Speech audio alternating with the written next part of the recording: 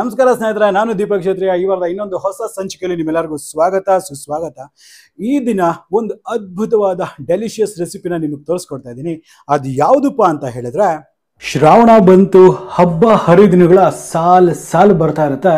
So ಇದಕ್ಕೆ ಸಾತ್ವಿಕವಾಗಿ ಮಾಡ್ತಕ್ಕಂಥ ಪೂಜೆಗೆ ಅರ್ಪಿಸಬಹುದಾದಂಥ ನೈವೇದ್ಯಗಳ ಒಂದು ರೆಸಿಪಿಗಳನ್ನ ಒಂದು ಸೀರೀಸ್ ಇದೆ. ಅದರಲ್ಲಿ ವರಮಹಾಲಕ್ಷ್ಮಿ ಹಬ್ಬದ ಲಕ್ಷ್ಮೀ ದೇವಿಗೆ ತುಂಬ ಪ್ರಿಯವಾದ ಈ ಒಂದು ಕಡಲೆ ಕಾಳಿನ ಒಂದು ಉಸುಲಿ ಯಾವ ರೀತಿ ಮಾಡಬೇಕು ಅನ್ನೋದನ್ನ ಈಸಿ ಮೆಥಡ್ ಅಲ್ಲಿ ನಾನು ತೋರಿಸ್ಕೊಡ್ತಾ ಇದ್ದೀನಿ. ಹಾಗಾದ್ರೆ ಮತ್ತಿನ್ಯಾವುದೇ ತಡ ಮಾಡಿದಿರಾ, ನಡೀರಿ ಒಂದು ಅದ್ಭುತವಾದ ರೆಸಿಪಿ ಯಾವ ರೀತಿ ಮಾಡಬೇಕು ಅನ್ನೋದನ್ನ ನೋಡುವ.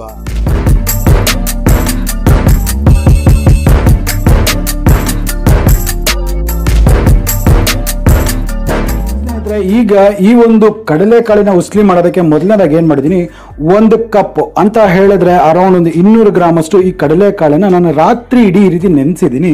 ಸೊ ಈಗ ಇದನ್ನೆಲ್ಲ ಈ ಕುಕ್ಕರ್ ಅಲ್ಲಿ ಹಾಕೊಂಡ್ಬಿಡ್ತೇನೆ. ನಿಮ್ಮ ಹತ್ರ ರಾತ್ರಿ ಇಡೀ ಟೈಮ್ ಇಲ್ಲ ಅಂತ ಹೇಳಿದ್ರೆ ಬಿಸಿ ನೀರಲ್ಲಿ ಅಟ್ಲೀಸ್ಟ್ ಒಂದು 3 ರಿಂದ 4 ಗಂಟೆಗಳ ಕಾಲ ಆದ್ರೂ ಈ ತರ ನೆನೆಸ್ಬೇಕಾಗತ್ತೆ. ಸೊ ಇದ್ರಲ್ಲಿ ಏನ್ ಮಾಡ್ಕೊಂತೀನಿ, ಒಂದು ಸ್ವಲ್ಪ ಉಪ್ಪನ್ನ ಹಾಕೊಳ್ತೀನಿ. ನೋಡಿ, ಈಗ ಇದರಲ್ಲಿ ನಾನು ಮುಚ್ಚಳವನ್ನ ಮುಚ್ಚಿಬಿಟ್ಟು ಒಂದು 3 ರಿಂದ 4 ವಿಷಲ್ ಆಗೋವರೆಗೂ ಇದನ್ನ ಕುಕ್ ಮಾಡ್ಲಿಕ್ಕೆ ಬಿಡ್ತೇನೆ. ನೋಡಿ ಸ್ನೇಹಿತರೆ, ಈಗ ಇದು ಒಂದು 3 ವಿಷಲ್ ಆಗಿದೆ, ಪ್ರೆಷರು ಸಹ ಚಂದ ಹೋಗಿದೆ.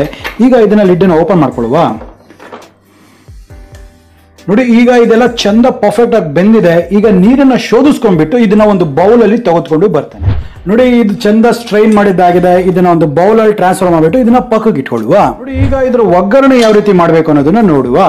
ನೋಡಿ, ಇಲ್ಲಿ ಪ್ಯಾನ್ ಬಿಸಿಯಾಗಿ ಇಟ್ಟಿದ್ದೀನಿ. ಇದರಲ್ಲಿ 1 ರಿಂದ 2 ಟೇಬಲ್ ಸ್ಪೂನ್ ಅಷ್ಟು ಎಣ್ಣೆ ಹಾಕೋಬೇಕು. ಜಾಸ್ತಿ ಎಣ್ಣೆ ಅವಶ್ಯಕತೆ ತಾಗುವುದಿಲ್ಲ ಇದಕ್ಕೆ. ನೋಡಿ, ಎಣ್ಣೆ ಚಂದ ಬಿಸಿಯಾಗಿದೆ. ಇದರಲ್ಲಿ ಒಂದು 1/4 ಟೀ ಸ್ಪೂನ್ ಅಷ್ಟು ಸಾಸಿವೆ ಅಂತಕ್ಕಂಥದ್ದು ಚೆನ್ನಾಗಿ ಚಿಟಪಟ ಅಂತ ಅನ್ಬೇಕು. ಆಗ್ಲೇ ಅದೊಂದು ಒಳ್ಳೆ ಫ್ಲೇವರ್ನ ರಿಲೀಸ್ ಮಾಡೋದು. ನೋಡಿ, ಈಗ ಒಳ್ಳೆ ಚಟಪಟ ಅಂತ ಇದೆ. ಈಗ ಇದರಲ್ಲಿ ಖಾರಕ್ಕೆ ತಕ್ಕಷ್ಟು ಹಸಿಮೆಣಸಿನಕಾಯಿ ಮತ್ತೆ 1-2 ಎಳೆ ಕರಿಬೇವು, 1-2 ಚಿಟಿಕೆ ಅಷ್ಟು ಹಿಂಗು.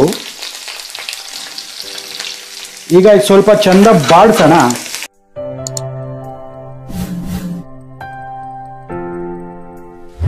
ಇದಾಗಿಲ್ಲ, ಇದರಲ್ಲಿ ಒಂದು ಅರ್ಧ ಬಟ್ಲಷ್ಟು ಕೊಬ್ಬರಿಯನ್ನ ಹಾಕೊಂಡ್ಬಿಡ್ತೇನೆ. ಹಾಗೆ 1 ಟೇಬಲ್ ಸ್ಪೂನ್ ಅಷ್ಟು ಸಣ್ಣಗೆ ಹೆಚ್ಚಿರ್ತಕ್ಕಂಥ ಕೊತ್ತಂಬರಿ ಸೊಪ್ಪು.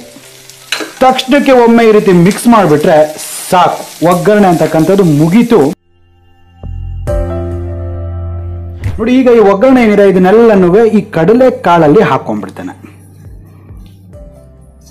ಹಾಗೆ ಇದಕ್ಕೆ ರುಚಿಗೆ ತಕ್ಕಷ್ಟು ಉಪ್ಪನ್ನು ಸಹ ಹಾಕೊಳ್ಬಿಡೋಣ. ಒಮ್ಮೆ ಈಗ ಇದನ್ನೆಲ್ಲ ಚಂದ ಮಿಕ್ಸ್ ಮಾಡುವ. ನೋಡಿ, ಪರ್ಫೆಕ್ಟ್ ಆಗಿರ್ತಕ್ಕಂಥ ಈ ಒಂದು ಕಡಲೆ ಕಾಳಿನ ಉಸ್ಲಿ ಅಂತಕ್ಕಂಥದ್ದು ರೆಡಿ ಆಗಿದೆ. ಸೊ ನೋಡಿ, ಈ ರೀತಿ ಮಾಡಿ ಜಸ್ಟ್ ಒಂದು 10 ನಿಮಿಷದಲ್ಲಿ ಒಂದು ಒಳ್ಳೆ ನೈವೇದ್ಯದ ಒಂದು ರೆಸಿಪಿ ಅಂತಕ್ಕಂಥದ್ದು ರೆಡಿ ಆಗಿಬಿಡುತ್ತೆ. ನೋಡಿ, ಎಷ್ಟು ಸುಲಭ ಗೊತ್ತಾ, ಪರ್ಫೆಕ್ಟ್ ಆಗಿ ಬಂದಿದೆ. ನಾ ಹೇಳಿರ್ತಕ್ಕಂಥ ಮೆಥಡಲ್ಲಿ ಮಾಡಿ ಪರ್ಫೆಕ್ಟ್ ಅಂದರೆ ಪರ್ಫೆಕ್ಟ್ ಆಗಿ ಬರುತ್ತೆ.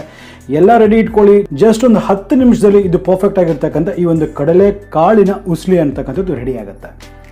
ಇದು ಕಂಪ್ಲೀಟ್ಲಿ ಸಾತ್ವಿಕ್ ಫುಡ್ ಇರುತ್ತೆ. ಇದರಲ್ಲಿ ಯಾವುದೇ ಕಾರಣಕ್ಕೂ ನಾವು ಬೆಳ್ಳುಳ್ಳಿ ಮತ್ತು ಈರುಳ್ಳಿಯನ್ನು ಬಳಸುವುದಿಲ್ಲ.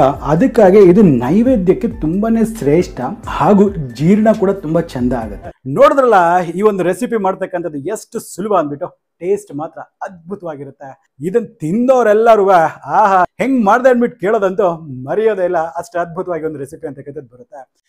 ಹಾಗಾದ್ರೆ ನಂಗೆ ಅನ್ಸುತ್ತೆ ನಿಮಗೆ ವಿಡಿಯೋ ಇಷ್ಟ ಆಗಿದೆ ಅಂದ್ಬಿಟ್ಟು, ಇಷ್ಟ ಆಗಿದ್ರೆ ನಮ್ಮ ಚಾನಲ್ನ ಸಬ್ಸ್ಕ್ರೈಬ್ ಮಾಡ್ಕೊಳ್ಳಿ. ಹಾಗೆ ಪಕ್ಕದಲ್ಲಿ ಇರ್ತಕ್ಕಂಥ ಬೆಲ್ ಐಕಾನ್ ಟಚ್ ಮಾಡಿಬಿಟ್ಟು ನೋಟಿಫಿಕೇಶನ್ಸ್ ಆಲ್ ಮಾಡ್ಕೊಳ್ಳಿ. ಯಾಕೆ ನಮ್ಮೆಲ್ಲ ಅಪ್ಡೇಟ್ಸ್ ನಿಮಗೆ ಮೊದಲನೇ ಸಿಗ್ತಾ ಇರುತ್ತೆ. ಹಾಗೆ ನಮ್ಮ ಫೇಸ್ಬುಕ್ ಮತ್ತು ಇನ್ಸ್ಟಾಗ್ರಾಮ್ ಪೇಜಸ್ನ ಲೈಕ್ ಮಾಡೋದು ಮರಿಬೇಡಿ. ಇದೆಲ್ಲ ಕಂಪ್ಲೀಟ್ಲಿ ಫ್ರೀ ಇರುತ್ತೆ. ಹಾಗಾದ್ರೆ ನಾ ಇನ್ನೊಮ್ಮೆ ಮತ್ತೆ ಇದೇ ರೀತಿ ಭೇಟಿ ಆಗ್ತಾ ಇರ್ತೀನಿ.